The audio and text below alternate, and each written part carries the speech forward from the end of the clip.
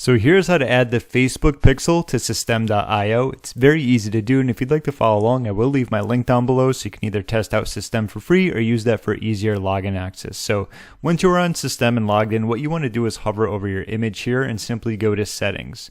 From there, you're going to start off on the profile section, but what you want to do is scroll down and look where sales funnels is, click on that, and you're going to get right here. So this right here is going to be where the tracking code can go. If you click here, there's going to give you some information.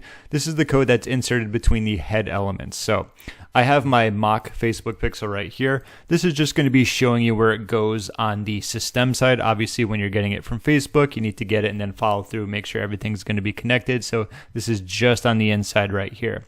Once it is done, all you simply need to do is click on Save right here, and you are going to be good to go. That's the very quick tutorial when it comes to adding your Facebook pixel. It's very easy to do. It's more so about knowing where to find it. And like I said, you have under settings, and then we're going to be under sales funnel, and this is where it goes. Thank you so much for watching. And if this helped you out, be sure to give it a thumbs up, as it helps me out a lot as well. My name is James. Thank you so much for watching, and I will see you in my next video.